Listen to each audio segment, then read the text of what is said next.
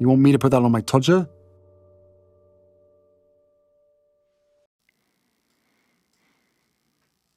Royal family ignore her birthday. Birthdays are important to narcissists. They are an occasion which can be triangulated with people to ensure that people are brought under control, that we receive plenty of fuel, that the facade, where applicable, can be managed, and of course, there is a residual benefit: gifts, presents. When it comes to the narcissist's birthday, you are expected to roll out an amazing occasion. You are expected to second-guess what the narcissist wants. You're expected to know which guests are to be invited and which are not. You are expected to know precisely how the narcissist will want to celebrate their birthday. If you fail to grasp these matters, you can expect to be on the receiving end of devaluing behavior. When it comes to the birthday of somebody else, the narcissist is only interested when the birthday accords with the golden period. In those circumstances, you will be treated to a magnanimous display of gifts. You'll be taken to a splendid place, perhaps having an amazing party thrown for you. You will be given all of the works. However, when you're in devaluation, as the intimate partner primary source of a narcissist, you can expect that your birthday will be ignored, spoiled, that it will be overshadowed. The narcissist will turn up late to the party, or might not even turn up at all. That they will come and damage things, that they will cause problems in relation to what has been organised. Essentially, your birthday is a secondary consideration. And in the circumstances, it ends up meaning that you find that it's been spoiled, that you end up upset as a consequence of the way that you've been treated on what otherwise ought to be a special day. This is because when you're in devaluation, your birthday takes attention away from the narcissist. It means that fuel that ought to be directed to the narcissist isn't going there, that you're happy and content, and the narcissist can't bear that. For Harry's wife, she will have expected a fantastic birthday, that people would be ringing her to wish her happy birthday, sending her cards, sending her gifts, that Harry would have organised something special to celebrate it, and woe betide him if he did not. Nevertheless, things did not go entirely as she would prefer, because according to The Independent, when Harry's wife celebrated her 42nd birthday last Friday, there was radio silence from senior members of the royal family. This will have wounded Harry's wife. The wounding would not have been huge, but it would have been significant. The reason for this is that it comes from multiple non-intimate secondary sources.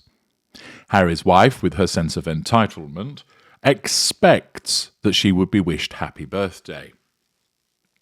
She expects that it would come from the royal family. She doesn't think to herself, well, all I've done is talk shit about them, so it wouldn't be a surprise if they didn't get in contact with me and wish me happy birthday.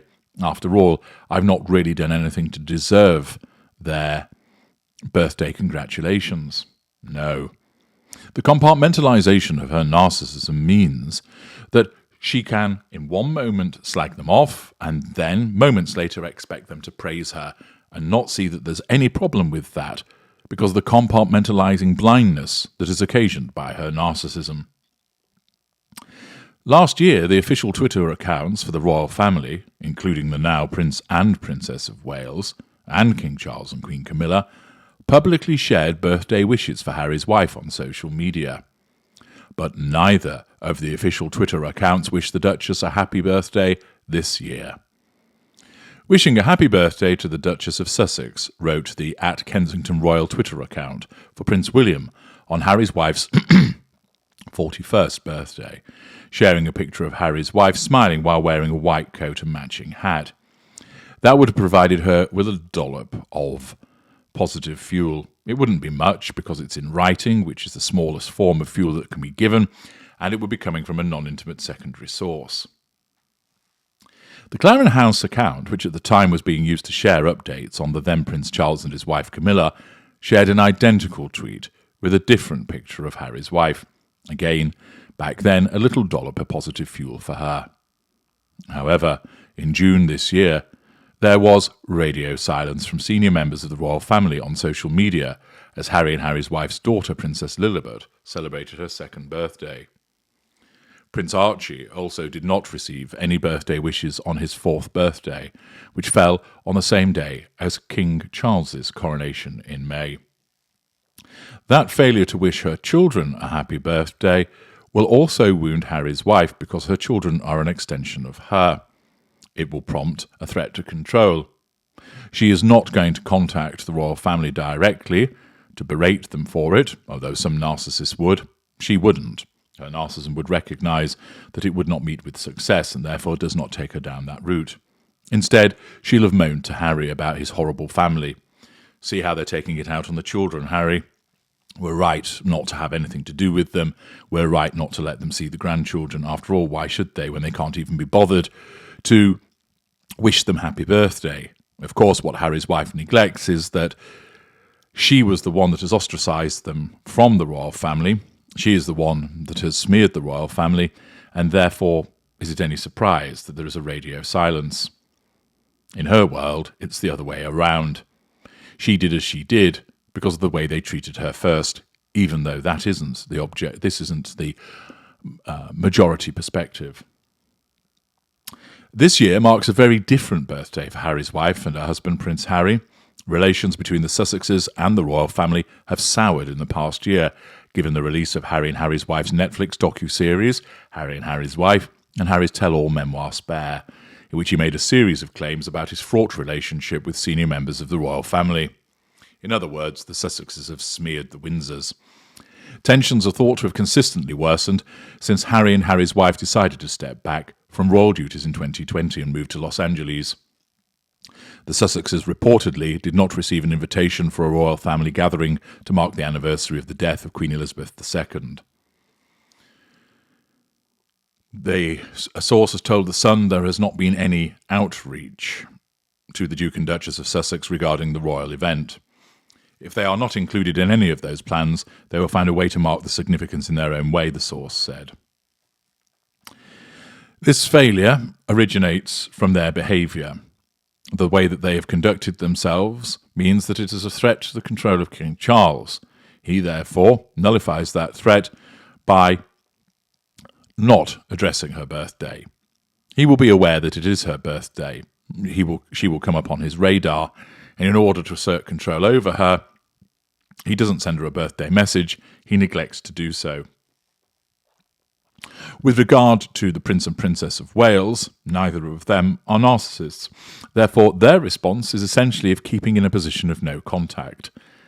They do not approve of her behaviour, they do not like her, and they will be pleased not to have anything to do with her. And therefore, it is not difficult for them to decide that they would not send a message either. For Harry's wife, it's minor wounding. But nevertheless, she will have to deal with it, which means again she will complain to the hapless Harry about the conduct of his family. He may well feel stuck between a rock and a hard place, because it might be that he's starting to see that some of her behaviours merit this exclusion, or it may well be the case that he remains completely mired in the manipulations and emotional thinking, so that he agrees, tugging his forelock to avoid being tasered and the pink pods once again. But for Harry's wife, a little bit of wounding, the omission of birthday greetings, and a demonstration again from the royal family of solidarity and how they want nothing to do with her. I'm H.G. Tudor. Thank you for listening.